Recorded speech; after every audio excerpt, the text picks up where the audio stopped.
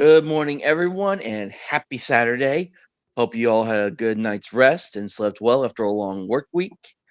Uh, we are a couple people short today, so unfortunately, just a heads up, we are not going to be doing our flushed out campaign, but we are going to be talking about something today. You all will find out shortly what it is here in a moment.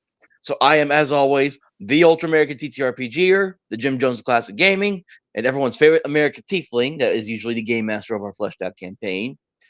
We also have to joining with me today is we have everyone who the Kai who plays everyone's favorite ship captain. Yep, hello. Sadly, if things don't escalate, we won't be experiencing the majesty of Captain Shipburster. And also we have who plays everyone's confused and crazy robot companion. We have Mohawkman. Greetings. Yep, and unfortunately, OSR Dwarf, who plays everyone's favorite dung beetle rolling dunster, is having apparently more contract issues and was unable to make it today. And then Duskwill, we do thank him for his service because he is an active member in the military, but it is currently the first weekend of the month, so he is currently on a sort of military leave, like most of them usually do. So that's probably where we think he is. So instead of doing our flushed out campaign today, we're going to talk about a game that it's pretty niche. It has a cult following to it, almost in a sense, because people still talk about this game to this day, even after it kind of just seemed to die off. I mean, I think a large part of the reason why it got such an large amount of interest off the drop was the simple fact that it was a freeware release. It's like anyone who wants a copy can just download it from a website and tinker with it. Yep, and let me pull it up here with the screen share really quick. So just give me a moment. You want to just do one of us do your little doots? If you want to. Do. Phenomena. Do. Phenomena. Do. Hunter's PDF. That sounds really bad though when you say Hunter PDF. It's like, yes. All right, hold on. See if it pops up here in a second. So, yep, we are going to be talking about Feast of Legends, the Wendy's TTRPG game that got released back in, I want to say early 2000s. That is not up to me to figure out. I didn't even know this existed until literally like maybe a few weeks ago. Hold on, fixing the layout here really quick. You know what? I should just like look at the copyright date on the PDF. Yeah, hold on. I'm about to make this a little bit bigger and scroll down. Yep. Yep. Because the first half is the player's guide. Oh, okay. The copyright date is 2019. Oh, wow. So it's only 7 years old. I didn't think it was that. I didn't think it was still that young. Well, because like it came out after the Critical Role scene became popular. Of course. Because apparently Wendy's had someone in their marketing team be like, hey, this is popular. That's something we could play with, right? And yeah, I'm just guessing that, but that seems to fit. Yep. And I think this was at the same time when Arby's did their first round of their Arby's polyhedral dice at the same time. Oh, yeah. Because that was an interesting thing. And every now and then they do release new batches of Arby's polyhedral dice, and they sell out like hotcakes every time. Well, but this was something that Wendy's wasn't actually selling. They just gave it away. So yeah, they did. I forget which con they did it at, but there was a con they actually attended. They actually had a limited print run of softcover books that they actually did sell. Yeah, those are like super hard to find though, because Yeah. my understanding is that the print run was basically just a few dozen copies. Not sure the exact number. Yeah, and I know there's like I found like one like print your own site that actually had a option to that actually had the Wendy's Feast of Legends that you can print your own soft cover for like $30 before tax and all that. Hmm. Which for a 96-page game, not bad. Yeah. I mean, I would probably go maybe a little. I'd probably go like half that after time and all that. But I mean, you could pay a lot worse for these kind of games these days. And so this book. So the reason we're talking about this is at some point we were deciding because again, Out in the Black Cactus is supposed to be a sci-fi comedy style campaign. We are discussing maybe at one point doing a filler episode in which Commander Chip comes across basically a TTRPG box set with this game inside of it, and Commander Chip runs the game for the ship and for the crew members of the ship. Hmm. Well, one of the things about this that's amusing is just how snarky the in jokes are when establishing the lore of the world, because the fact that, well, like scroll a few pages down to the world map that they have and read the labels of all of the landmarks. Yeah, we'll talk about that when we get there. I'm just gonna kind of just scroll through this kind of one at a time so everyone can get a good look at it. So it's split into 2 parts. The first half is the player's guide and character creation. The second half is the game master guide, the world, and like an adventure that you can run for. Ew.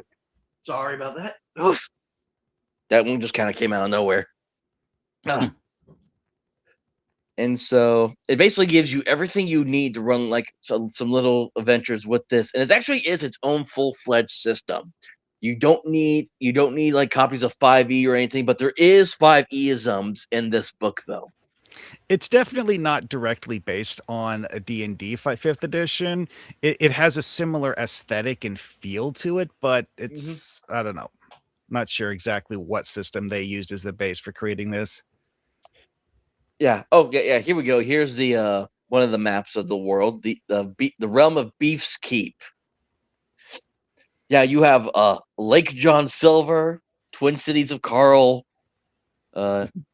Temple of Panda. Oh, I didn't even notice Temple of Panda before. That's interesting. The Deep Freeze.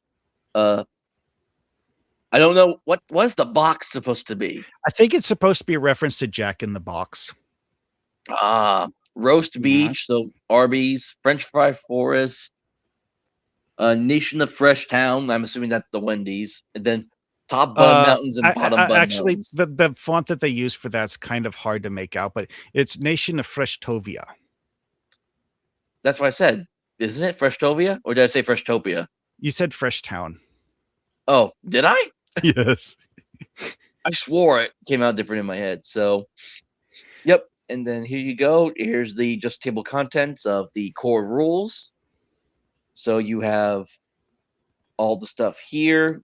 Got creating your character, and then for your classes in Feast of Legends are based on orders. So you have order of the chicken, order of the beef, and order of the sides, and each one kind of has their own different mechanics that come with it, and we'll go more into those as we get into them. And of course, never mind. I'll just do it later. All right. Now this was interesting going over creating your characters because you technically you still have all your instead of 6 stats, you have 5 stats. You have strength, intelligence, charm, arcana, and grace. Yeah, the one that's actually missing is Constitution. Everything else from 5th edition has an equivalent here. What's left out is Constitution. Yep, you do have an effective Constitution stat, but it's determined by your character class. Yeah, it's one of those things. And then how you roll for stats is you don't roll d6s, you roll 4 d4s, and you add them all up. which does give you a different stat Interesting. point spread because it then goes from 4 to 16 instead of 3 to 18. And the midpoint is about 8 or 9. It's So showing here. It's showing here. It's a 7 to 8 is where your bonus to your stats is 0. Yeah, Mhm. yeah, that's actually an interesting quirk with the way that they have the roll, the stat bonuses is because the fact that the midpoint being 8.5, slightly below that is a 0, slightly above that is a +1. So even average rolls might get a +1. Yeah. So because if I roll 4d4s right now, let me just see here. Yeah, I get a total of 10, which means one of my stats will be a +1. Mhm. Yeah, and I got 2 4s and 2 1s, which I think the odds of that are pretty crazy. Yeah. So it gives you a more like wider spread of what you can possibly get by doing D4s. And I know there are some variants in RPGs that say you roll D4s instead of D6s, depending on which game you're reading. And then they actually, at one point, they actually had a digital dice roller on their website they used to have at the time too, which I thought was pretty neat. Well, the Feast of Legends website wasn't being directly run by Wendy's. It was being run by the marketing company that Wendy's contracted to do this promotion. And I guess whenever the contract expired, poof. Yeah.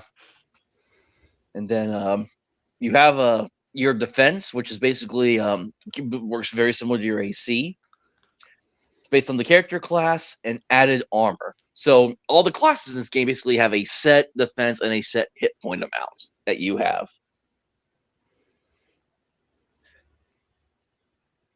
And then for your character's first level for hit points, yeah, you just roll 2d4s. And that is yeah, some wars will allow you to gain additional starting hit points. Yeah, depending on if your order gives you additional hit points or not, that's going to be your starting. And then every time you level up, you just roll 2d4s and add +4 for additional 6 to 12 hit points. So it gives you a decent amount of health to work with as you level up. Mm-hmm. Then you have resistances and weaknesses. You have advantage and disadvantage.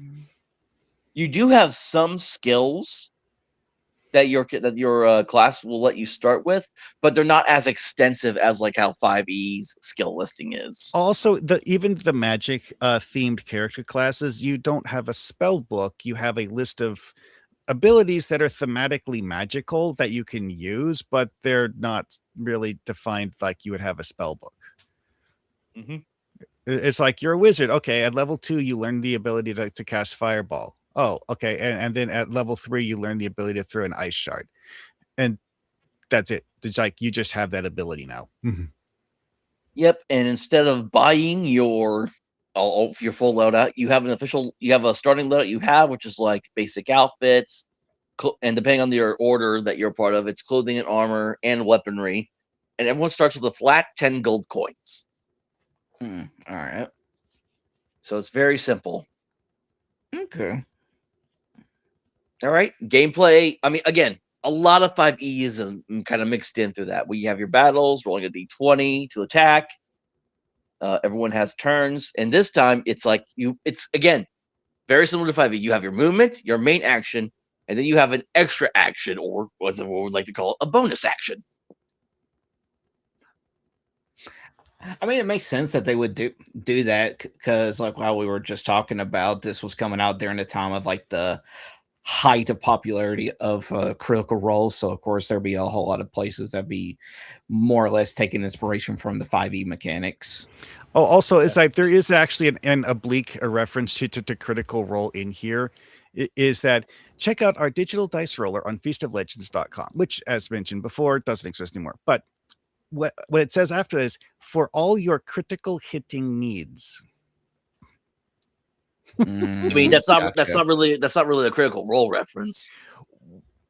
Honestly, I kind of think that they just didn't want to like directly name Critical Role, but like put in something that. So it's like they're talking about rolling dice, and then they put in the word critical just because they can. Yeah, whatever. Anyways. Yep. And then rolling a 20 for the critical is what they call feast mode, which allows you to do maximum damage plus an additional roll of normal attacks. So basically, if you got a critical hit, you deal the max damage, and then you also roll the attack dice, the damage dice, and you add it to the max that amount as well.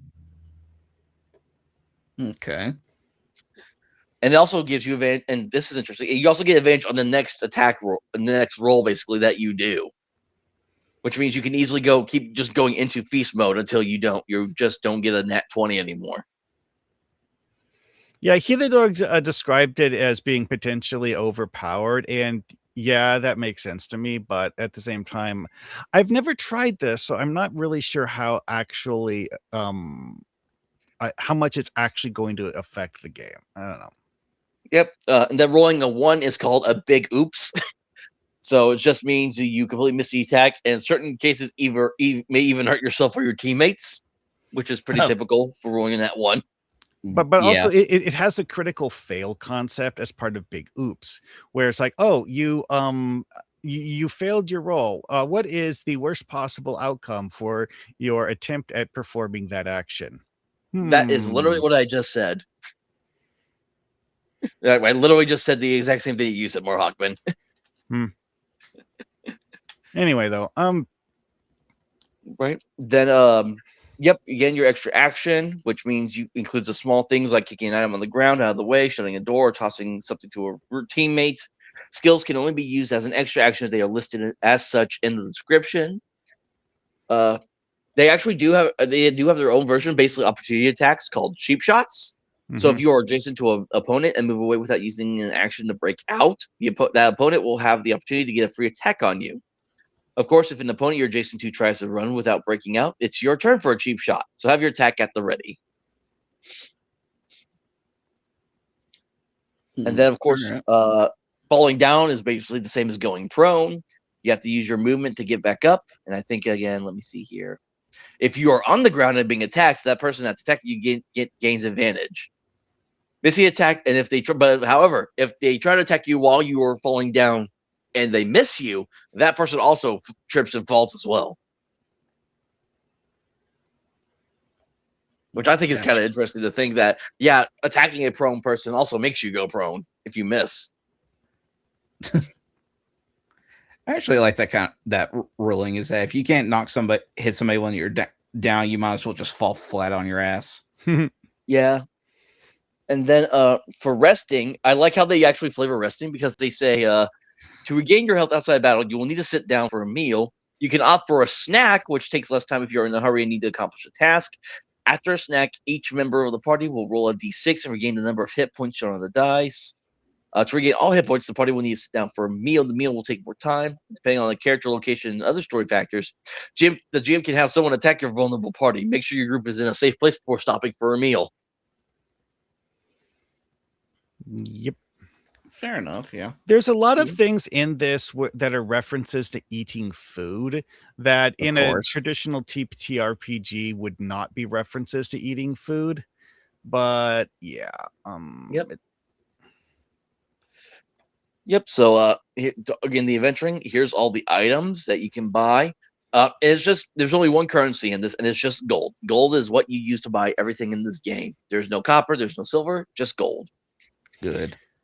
Yeah, honestly, that's one of those things where it's like I've looked at a lot of games that had the like copper, silver, gold thing, and they really barely use copper and silver. So I mean, because like it actually used to be that some of them would have even more levels than just 3 levels, like electrum coin and platinum coin. Well, whichever one is the most expensive, it ends up being the only one that actually gets used for much of anything, and anything else is treated as a fraction of one of those. Yeah. And the other thing that always gets me off of some TTRPGs is how the what's the word I'm looking for when you're exchanging money for smaller bills? Not giving you change. Not change, but there's a term for it, but it's escaped my tongue. But when you're basically when you're exchanging money for like a smaller amount, like exchanging copper for gold or silver for gold, how that conversion works, because it's like It's like 100 copper is like 1 silver piece, but yet 50 silver pieces is somehow 1 gold, which doesn't make a lot of sense to me. So I prefer it when like in my Beneath the Sunken Catacombs game that I'm looking through right now behind the scenes, it is a 10 to 1. 10 copper equals 1 silver. 10 silver is 1 gold. That makes a lot more sense. It's a lot easier to figure out than doing 50 to 1, 100 to 1, that crap. Right. I also did. I noticed that right here, if you look at towards the bottom of this table right here, there's a item called the Bag of Combo Carrying, and it allows players to carry a very large item. So I thought that was kind of cool to look at. Yeah, that's actually one of those things I haven't fully read, and it's like I'm not really sure what it means by very large item. And what I am thinking is that it's something that the DM would rule as being something that's under normal circumstances too large for a person to just carry around. Yeah, exactly. I do like for the specialty items, they have certain items for like that heal, like lemonade heals 1d8. Strawberry lemonade is 1d12 healing, and then a chicken nugget heals 1d4. So you could just have like basically chicken nuggets are like the equivalent of sensu beans. Yeah, goes with that thing I was saying earlier about how it has a bunch of things that mention eating in it that you wouldn't normally use in a TTRPG that they stuck in. But I have actually seen games that used healing items like this before. It's just not something that D&D ever did as a mainstream thing. Yeah, you can also buy fishing poles, which I'm assuming it's like if you want to catch something, and for like fish sandwiches or whatever. That's how I'm picturing is you catch a fish and make it into like a filet fish sandwich kind of deal. One thing someone pointed out to me is that certain of the tropes of this seem to be based on old school MMOs and not things that come from D&D directly. I'm not really sure exactly what they were talking about, but yeah. Yep, and then you have all these different armors. Like you get one armor is a fresh baked bun. It's light and it gives you a +1 to your defense. And then foil wizard robe, apron, red polo, black visor, shift lord's tunic, crispy chicken armor, clamshell packaging, bacon armor, of course, gotta have bacon. Of course. And then your weapons are like spoon, knife, straw shot, fork, whisk, paring knife, toothpicks, great fork, a spork, a giant spork weapon. So it is very on the nose with like, yes, this is a fast food fantasy RPG, basically.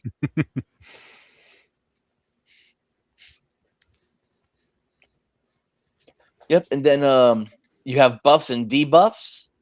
Buffs is something that's not actually something you have as an in-game mechanic. It's an out-of-game mechanic, which again goes with the whole like eating food thing.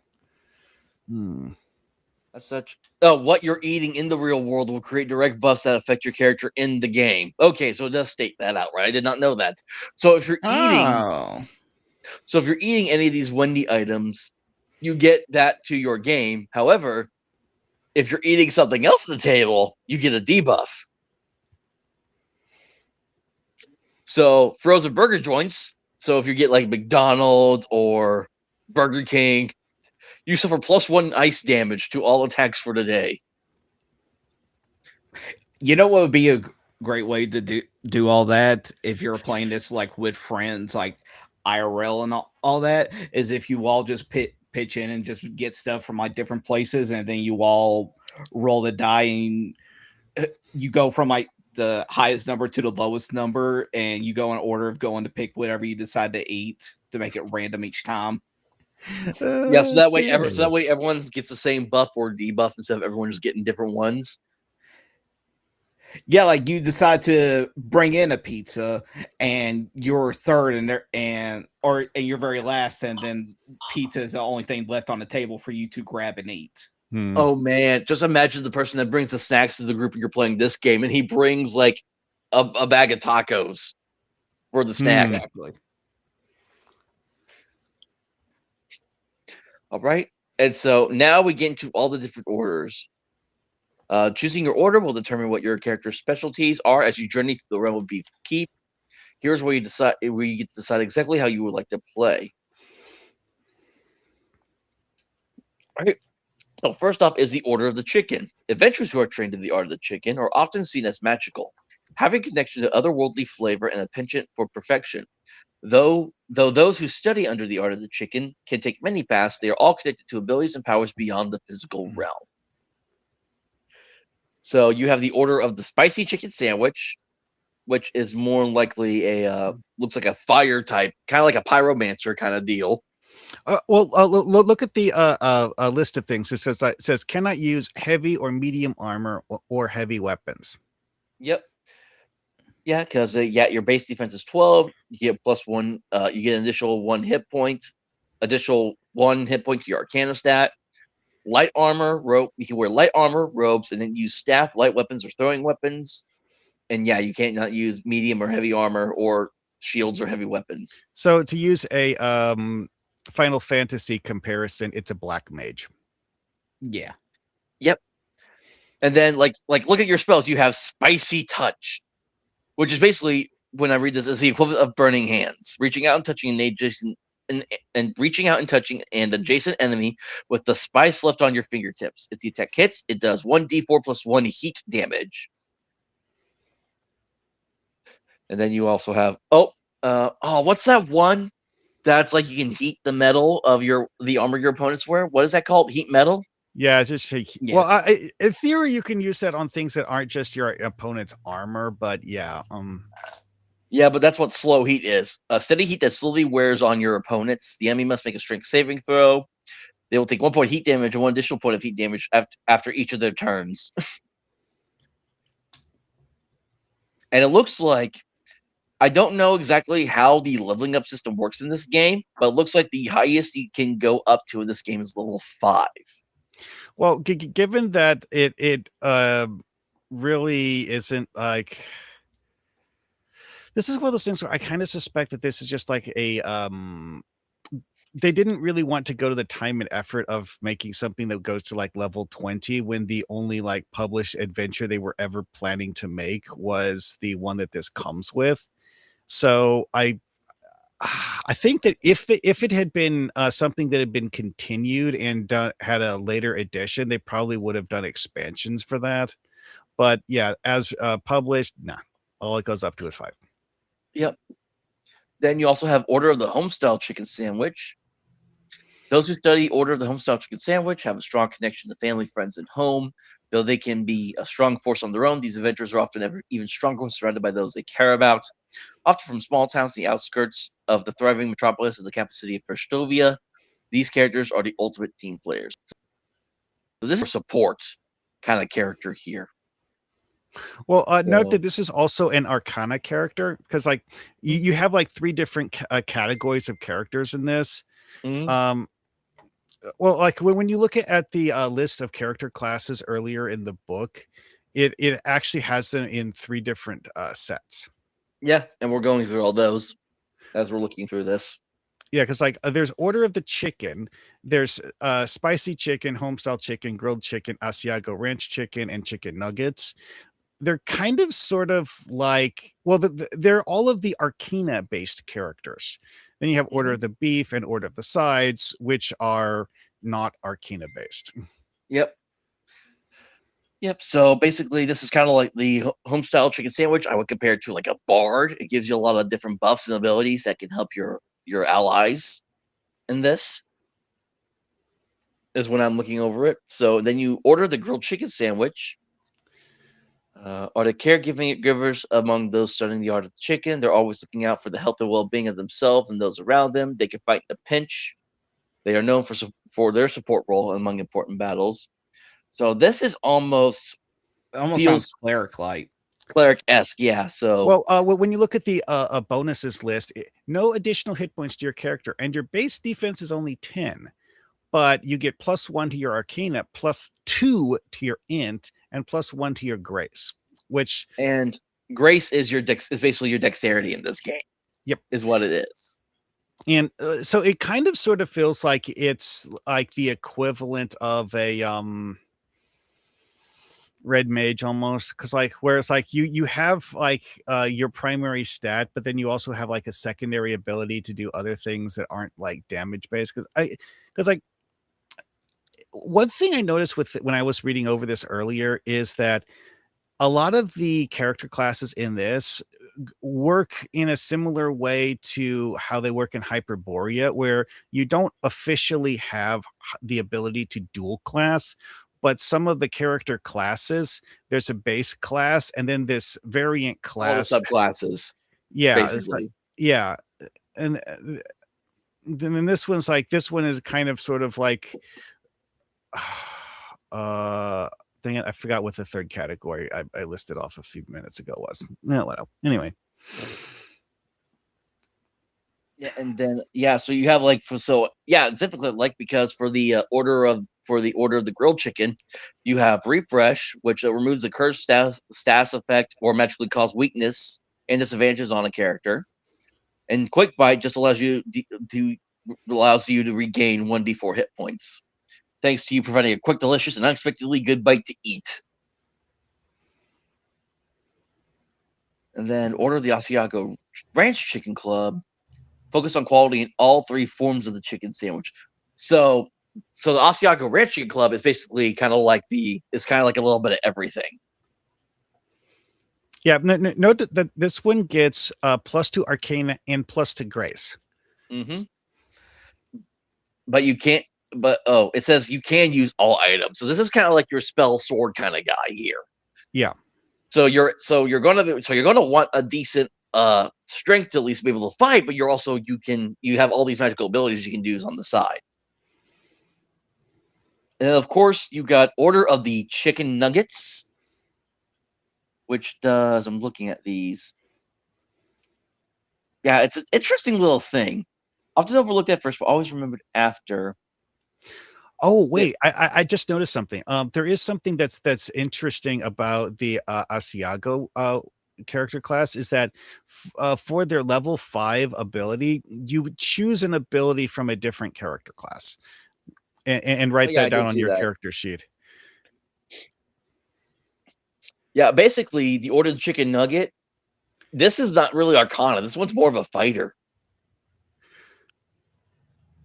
Yeah, yeah. So it's kind of like, it's like it's yeah. I guess like it's the things like some of these are like kind of like hybrid character classes. Yeah, Yeah. because level 1 grab and go. When engaged in combat, you do not have to use an action to break out. You can move away freely without risk of an attack. You can also use a bonus action or extra action to move up to twice your movement and still attack or perform another action. That's kind of a really powerful skill to have. So Oh, what it means, wait. I did notice one other thing about this. Like, it doesn't have the ability to use heavy weapons. So I think this is actually supposed to be more like a a rogue. thief. Yeah, like a rogue sort of thing. Because like you're doing, it talks about sneak attacks as like as a gimmick that your character has. Yeah, let me see here. Yeah, late night craving. When attacking at nighttime, you will gain advantage on all attack and strength saving rules. Yeah, this is definitely more like a rogue type class where you're just you're just a little chicken nugget sneaking in and out. Oh yeah, like 4-piece assault. Advanced grace and speed make 4 quick strikes. The way this is reading it to me is that the chicken nuggets just sounds like the rogue in a manner of speaking. Mm-hmm. Yeah. Then we now get to the Order of the Beef, and these are like like a good majority of your fighter type characters. Like the Order of the Baconator is reserved for some real meaty adventurers. These characters are large and beefy warriors known for their size and strength. Many attempt to go toe to toe with a Baconator, but few conquer them. So immediately, I'm getting barbarian vibes from the Baconator. The picture that they have in the book is pretty much like a standard barbarian, except I'm not sure what those boots are supposed to be, but yeah. Anyway, It looks like they were made out of bacon on those boots. oh yeah, that's a good Yeah, point. that could be it. Yeah, because it just looks like he's got like bacon wrappings. Like it looks like the white fat part of the bacon. Yeah. Yeah, and like fresh, never frozen, you have resistance to all cold damage. You are truly fresh, never frozen. Of course, they had to throw in their slogan. This game treats cold damage the way some games treat darkness, where it's like only the bad guys get it, and it's not something that is normally available to the good guys.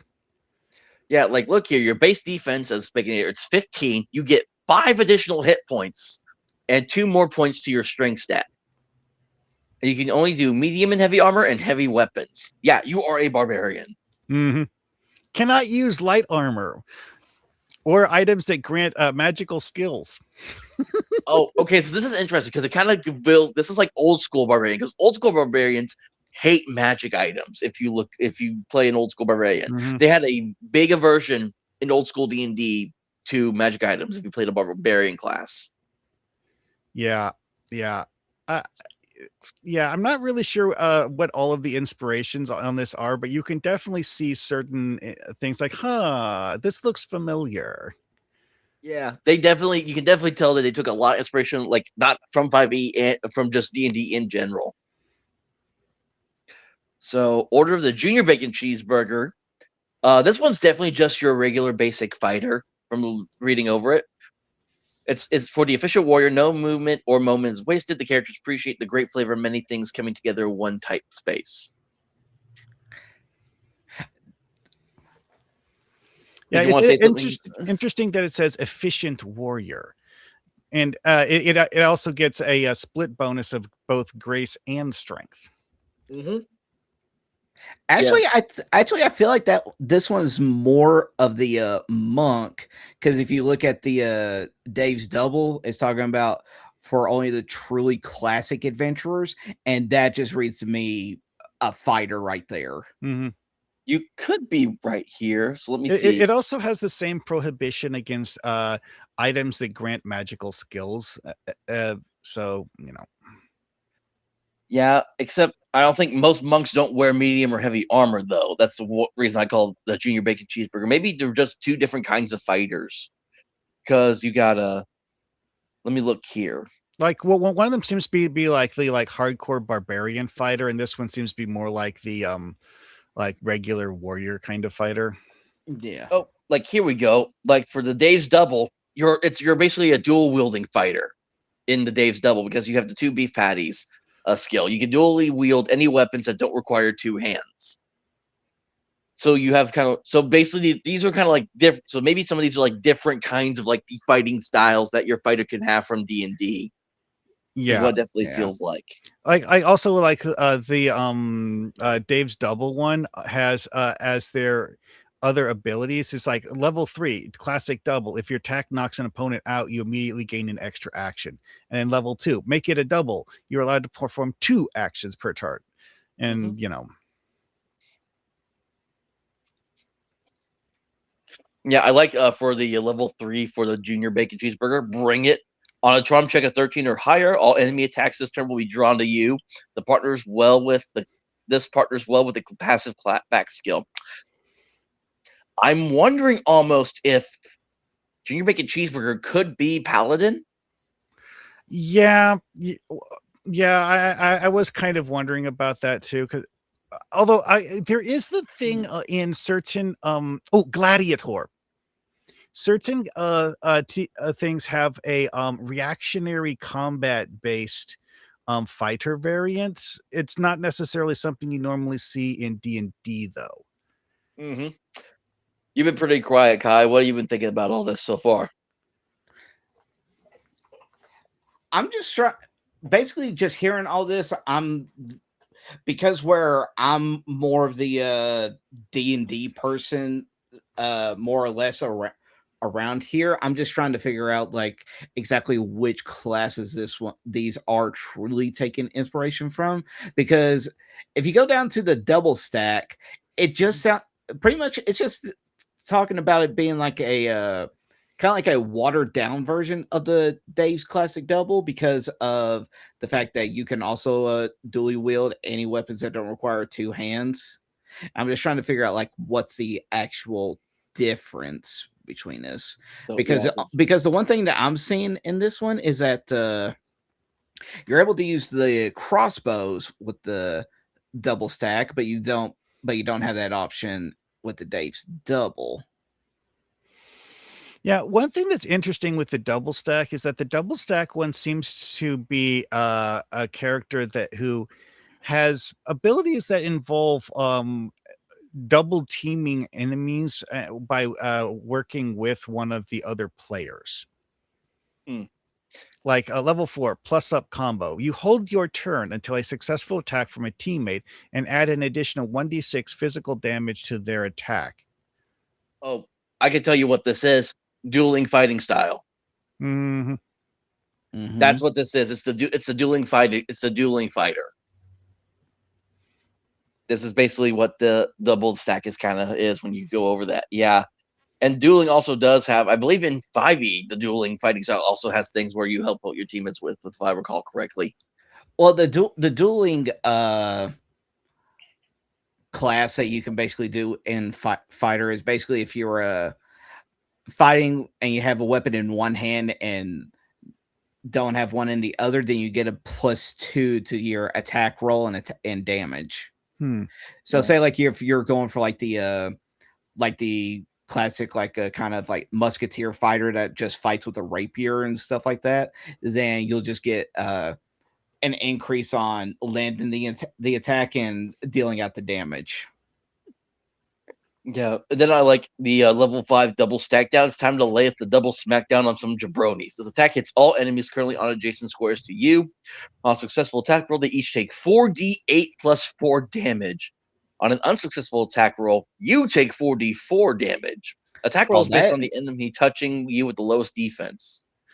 That right there is a double-edged sword if I ever heard of one.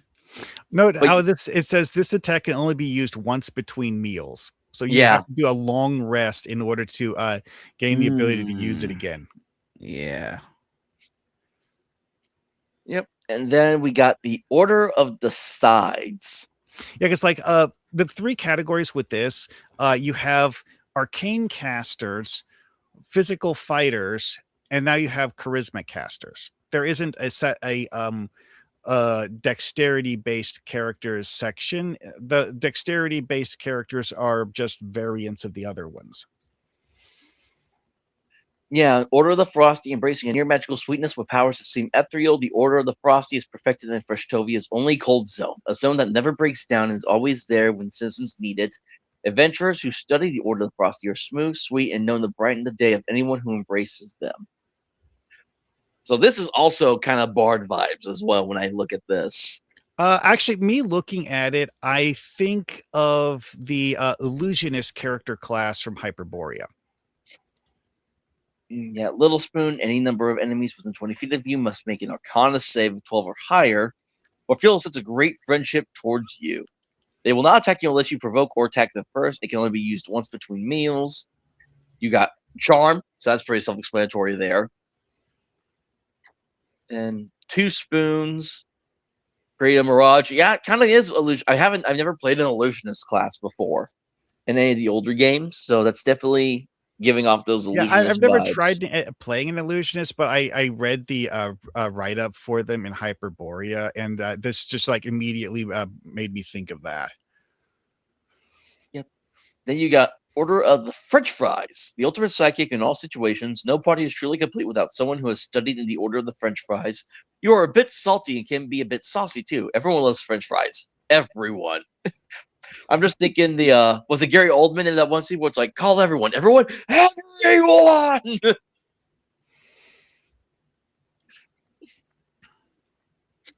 Okay. Yeah. Yeah, one thing that's interesting about this one is that it has skilled with throwing weapons. Yeah, light armor, throwing weapons, and light weapons. So another kind of roguish kind of class. Yeah. Note how this also gets a bonus to their grace stat as one of their passives for being this character class. Grace and charm. And then, Frosty Dip. If you're within 10 feet of someone who has chosen an order of the Frosty, you both gain advantage on all skill rolls. And then grab and go, engage combat. You do not have to use the attack action to break out. I do like that instead of I do like how they just kind of like reuse some of the skills for various order classes instead of just trying to create new skills for every single thing. Yeah, I definitely noticed that a lot in the fighter variants because like several of them actually have that passive where you can dual wield just as a passive ability. I don't know that all of them did, but you have things that make okay, this is kind of similar to that, but different, and because it has this other thing. Yep. Baconator fries. Those within the order of the Baconator fries know how to crank everything up to 11.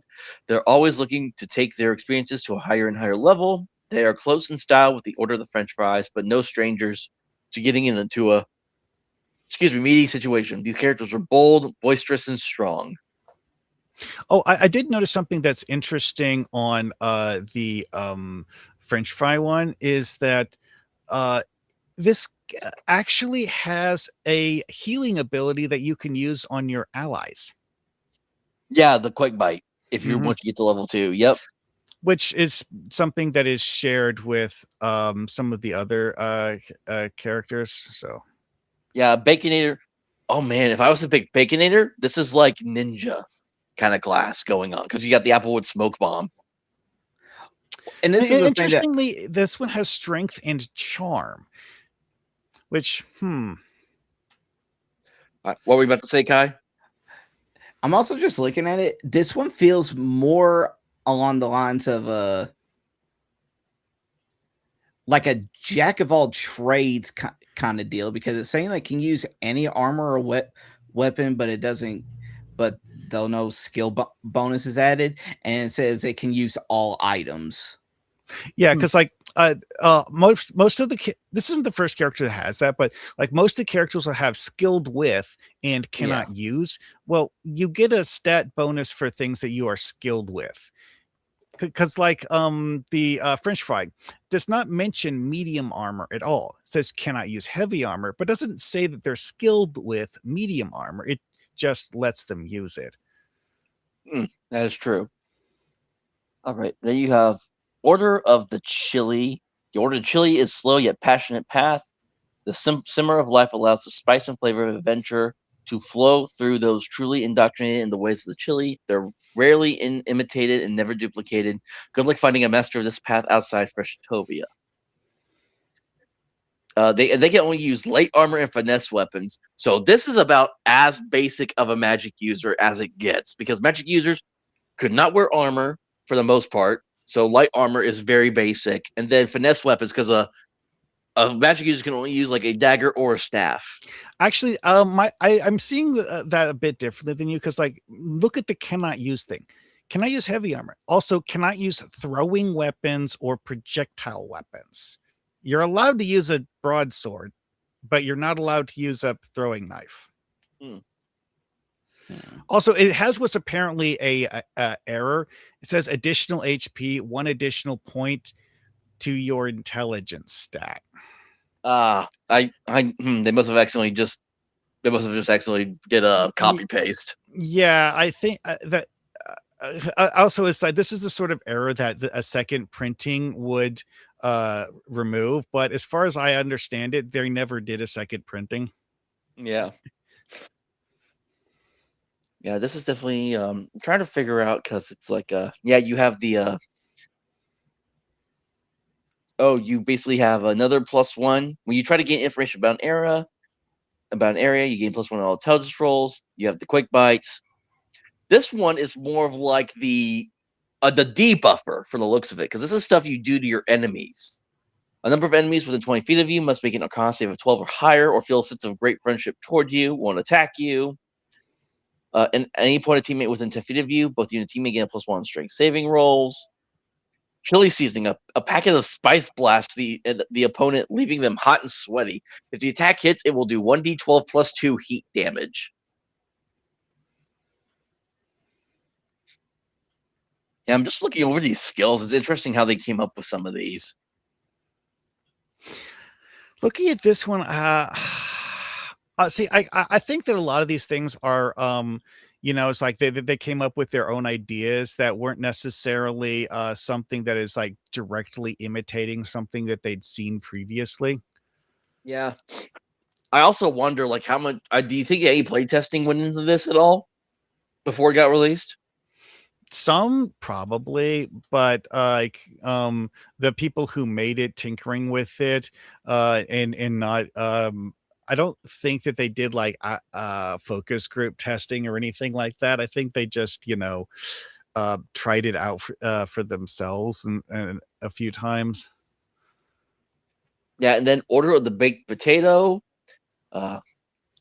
I'm not going to read everything out, but when I look over it, it says they're connected to nature through their very roots. So I'm definitely getting right off the bat, Druid vibes Oh yeah. with Yeah, the baked Assault potato. of the Earth passive. When an encounter is taking place outdoors, add an additional +1 to Arcana rolls. Interestingly, though, this is a hybrid strength Arcana class that falls in the charm category, which is odd, but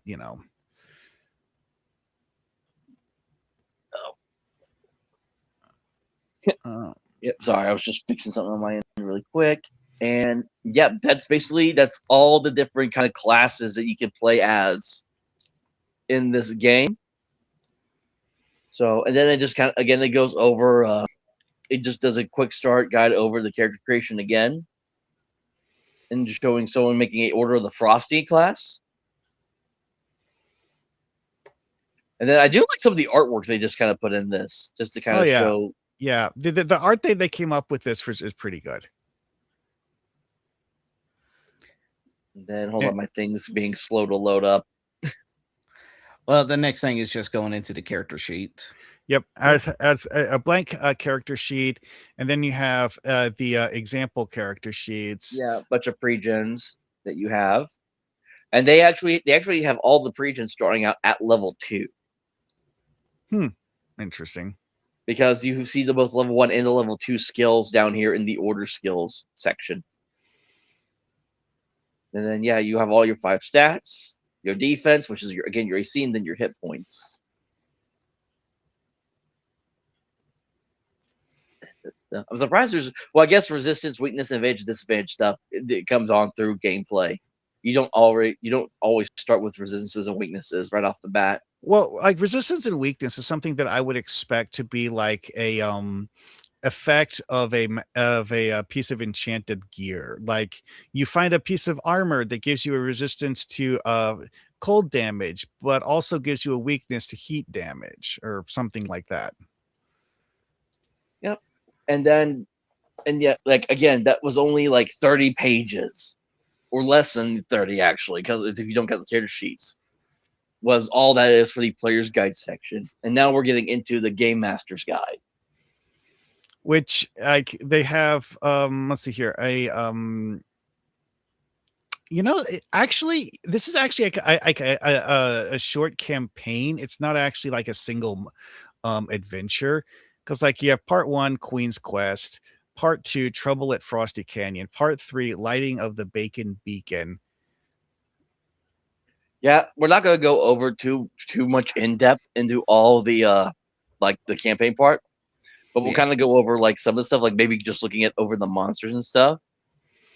Oh yeah, because this And thing then, comes with a pretty hefty bestiary. Because like the appendix of monsters starts on page 86, which okay, there's only a few pages left in the book, but it's not that long of a book in the first place. yeah, it's a 5-part adventure that you can do from the looks of it, and the only like the game master intro is not that large in it, because I mean at this point, if you have this, you already know about RPGs and stuff. So I mean, how much more can this thing tell you that you haven't learned from any other game you've probably played? Yeah, pretty much. This is a magical item. You might find it on your whatever. Like, it drives me nuts when every time I get a book, it's like, what is a role-playing game? It's like, I wouldn't have bought you if I didn't fucking know what you were. Yeah, for real. Also, is that it has a section in the book for items that isn't part of the player's guide part, because like it's like stuff that the GM will let you acquire as part of your adventure, not something that you start with. Yeah, Like like let. Oh, go ahead. it actually has mounts as a part of the game. Mm. Like you can get Yeah. a unicorn or a platypus or a zebra as a thing you can ride around on. Mhm. It actually doesn't list horses, interestingly Yeah. enough. Let me just read this player setup for this campaign it has. The realm of Beef's Keep is in much conflict. Throughout the nation of Beef's Keep, leaders continually disrespect their citizens by taking the easy way out. There are many dark, cold places in this world, but not in Freshtovia, the home of your players. It's the lone beacon of hope in these desperate times. The creepy king with the paper crown has locked himself away in Creeping Vale. He keeps his supplies of beef frozen and then casts the icy pucks into the fires of the mountains. The ice gesture of the United Clown Nations has continued to disrupt the land by freezing any beef he can get his hands on. He has set his corner of the land into collective darkness, fearfully referred to as the Deep Freeze. And these are just Freshtovia's neighbors. You will encounter many people throughout your journeys and hear tell of the goings on throughout the lands. Prepare yourselves, adventurers. The fight for fresh beef lies in your hands. So of course you got the Burger King and Ronald McDonald as like your main kind of bad guys in this game. Yep. Makes sense. Oh, find the picture of the ice jester. We'll get to that here in a second. So here's kind of a mini map of the nations in the Freshtovia area. Gives you a little zoom in look on that. And then here's the capital city of Freshtovia. Gives you some places to look at there. And then I will just keep on scrolling down. It doesn't give monster stats in the adventure, does it? Oh, like here we go. Like here's one here's something you can come across to fight against a Pang. Well, like I said, it's like the book actually has a bestiary in the back. Yeah, let me see here. As you enter the room, two small creatures with sharp teeth and twisted horns turn eyeless heads towards the door. Remember tales of these creatures, always referred to as Pangs, known to mostly attack midday and late night. Yeah, and of course, again, this is almost it's again very much almost 5e with how they build these stat blocks, just without a bunch of overbearing wording. Mm-hmm. Yeah. Yeah. So hold on, I'm just scrolling through because we're not going to go over every single adventure. Frosty Canyon.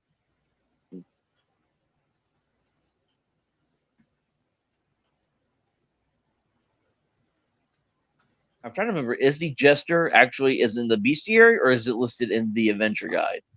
Oh, the ice jester is in the bestiary as one of the boss monsters. All right, we will get to that. Oh, this one's kind of cool. You got the Ice Jester's Playhouse, and of course, there's a ball pit. Mm-hmm. Mm-hmm. So it's just basically like a giant playground. Oh, yep, here's like a more bigger version of the thing of it. It's basically a giant play place. Mm-hmm.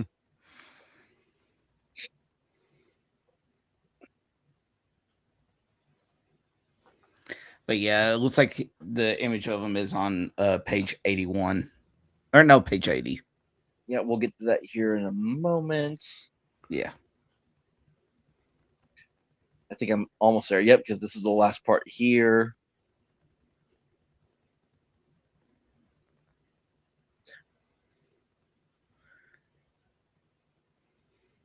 I'll say this, it does sound like it'd be pretty fun. There's the Ice Jester right there. You see a partial image at the bottom of page 79, but like he actually like, has like a proper write up in the bestiary with a full picture of him that's in the bestiary. Yeah, because even after you're done adventuring, you can still go out and explore and have if you want to, you can do other things with the game as well. Well, one thing that Heathen Dog noted about the campaign that they have there is that it doesn't actually use all of the landmarks on the map. You know, one thing I don't recall it saying. I don't recall it saying how you love. I don't recall it ever saying in character creation how you level up. Well, when you look at the campaign thing, it seems to be structured in a way that it assumes that after you complete each phase of the adventure, you gain a level. That Okay, I was my didn't realize impression that. of it, is because like, you know, like having level 5 characters do phase 5 of the campaign, that would logically make sense, right? Yeah, it usually would. Yes. So then, yeah, it just gives you a bunch of extra things that you can go out and explore and get. Like, here's a list of magical items that you can get in the game. Like Dave's never frozen spatula, the Founder's fork, a drive-through headset.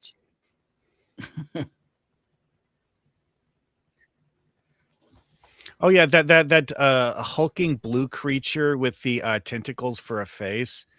Um they may not have mentioned what that thing was, but it seems to be the Frieza Gorgon. Or no, wait, sorry, it's Frista. Yep, you That's what it's have called. It's Frista. Yep. So looking at the bestiary here, you have like the beef bandit, which is like basically your sounds like your typical bandit. The hunger, grumble, fry fiend, pang, large fry fiend, more beef bandits. The frista. I don't know if that's how you actually pronounce it or not.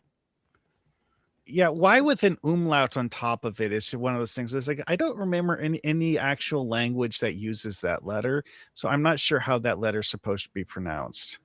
Yeah. The frozen mimic meal. That is something. Oh yeah, whoever came up with these is a creative individual. Freezer burn, Freezy the frozen bird, Freeze a gorgon. So is that supposed to be like a demigorgon but ice? Because that's what my first thought goes to. Yeah, that's kind of what I was thinking about it too. Because uh,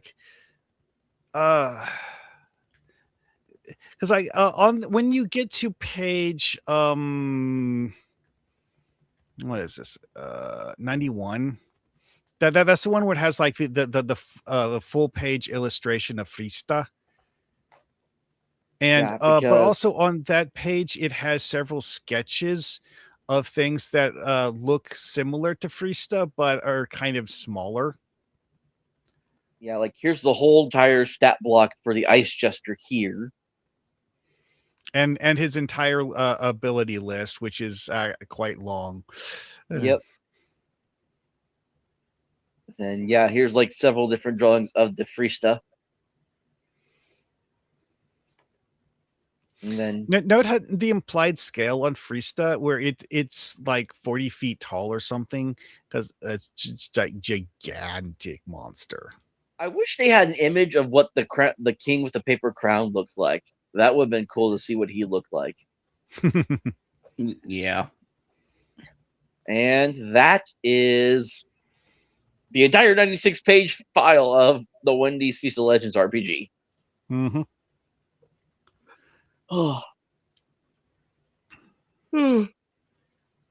So, what are your first impression thoughts about this, Kai? I mean, it seems like it'd just be like a good way to just have like a fun little side adventure if you're on the verge of trying to create another like massive campaigns. Just something as like a breather, kind of like a. Yeah, it's like it doesn't really strike me as something personally that would be very in depth enough to have like for like a full campaign, like a serious, a long term campaign. But as something that you like try playing a few times, like haha, that was fun, kind of thing. Yeah, this is just something that it this really is. I would just describe it as like a very rules light 5e. If I was to give it, if I was to call it anything, this is very much a rules light 5e style system. Yeah. And yeah, I just scrolled through this whole thing because I wanted to see. It does not tell you how you level up. It doesn't say anything about experience points or anything. Yeah, that's what I'm saying is that like my impression of it is that it's doing a system where I think I know. I think I know how it works. Where during that whole entire thing is talking about the parts. Every time you enter a new part, that's when you level up because there's only 5 parts. Yeah, that's what we were just saying earlier. It's basically it's kind of one of those milestone level up things with each part. Yeah, that's exactly what I think it is because like throughout all part 1, you're only level 1. When you hit part 2, then level 2, so on and so forth. So you could technically go up past beyond level 5 if you want to. You just wouldn't gain more skills. And if it was me running it, going past level 5, I would reduce the amount of hit points a character would get after that. Hmm. Like maybe do it like 1d4 after level 5, or even just 1 hit point with each level up after level 5. Yeah, because like the bestiary in this doesn't really have anything in it that you would have as a anything higher level than the ice jester. Like, hold on, was the king with the paper crown even listed in the bestiary? I don't remember. Question. Hold on, I'm trying to get back to that page really quick. It's like there's certain data tables that it doesn't actually have in this. Like it doesn't have a list of what all of the monsters in the bestiary are. Okay, let's see here. Things that might attack. This is the bestiary. Beef bandit, hunger, grumble, fry fiend, yeah, it does hang, have large fry fiend, beef bandit buffed, Frista, Frista evolved, mucho pan, frozen mimic meal, freezer burn, Freezy the frozen bird, Frieza gorgon. Yeah, there's no king with the paper crown listed in the Constable Von Freeze, Ice Jester, Mimic Meal. Huh. That is so weird that they mention basically a Burger King bad guy and don't even have him listed anywhere. Wait, which page was the King of the Paper Crown mentioned on? He was listed right at the beginning in the player guide. Or not the player guide, in the hold on, there's the player setup page, and if you go into the GM campaign overview. Which page is that? On page 37, the creepy king with the paper crown.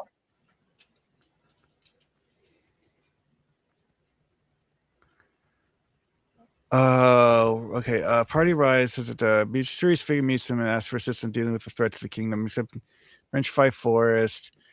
Faced with hunger, the source of the plague. Yeah, it mentions a creepy king with a paper crown, but yet that wouldn't be the ice jester. That would be someone completely different, I would think. Ask for help dealing with an agent of the United Clown Nations. If they choose to send them to Frosty Canyon to meet Prince Carter, who does the whereabouts of the United Clown Nations agents. And that's where you fight Beef Bandit and Frista. Let's see. The Ice Jesters unearth an ancient magic cable thing from Bacon of Fort Baconator, fight Constable Von Freeze in the Ice Jesters Playhouse. At Fort Baker, General Graham Krakenator that's a ally. It's going to defeat stop the Ice Jester. Let's see here. It could be. I'm thinking maybe just an extra thing. It may not be actually part of the creepy king with the paper crown. May not be actually part of the adventure.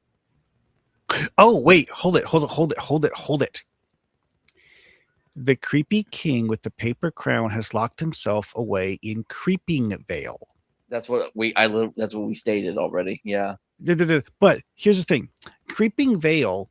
Did any of these 5 parts of it actually have you go to Creeping Vale?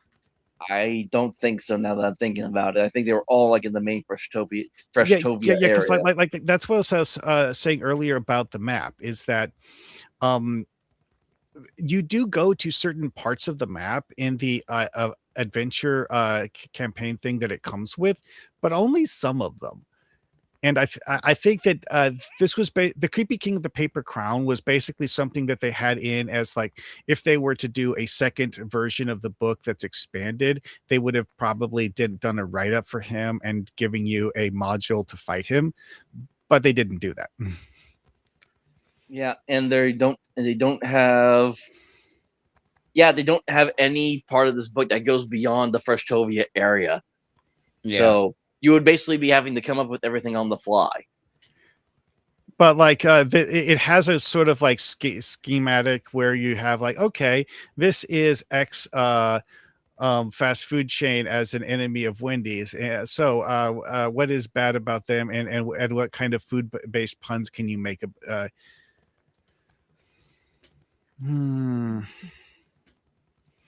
Yeah, because like the deep freeze area seems to be something that comes up there. Like the French fry forest comes up, but I don't think they actually go anywhere else. That's like Temple of Panda, no. Twin Cities of Carl, no. The Box, no. Lake John Silver, no. Again, this is a whole entire thing of this is just a game that is literally made for shits and giggles. Oh yeah, absolutely. So yeah, they're not gonna. So yeah, they are definitely not going to be like going completely overboard when it comes to how they're going to create all this. Yeah, maybe maybe if they actually if it blew up and didn't become like the niche kind of game that it currently is, maybe they would have expanded upon it a little bit more. But this is just this is a whole entire thing of like, yeah, this is just a game that we made for shits and giggles. So yeah, don't expect too much out of it. Yeah, so like I keep saying, it's like I looking at the map here and reading what the adventure actually goes to, it's clear that they had ideas about maybe possibly going to other places in like expansions to it that never got written. Yeah. I think it was just enough. It probably had garnered just enough interest for them to probably make those few dozen books that they gave away or sold at that one con, like all those years ago. But probably just wasn't interested enough for them to want to continue to make like more or expand on it. Yeah, because like the whole thing was just not monetized. They never sold any of it. They had it as some sort of like an online marketing gimmick and never took it anywhere beyond marketing gimmick.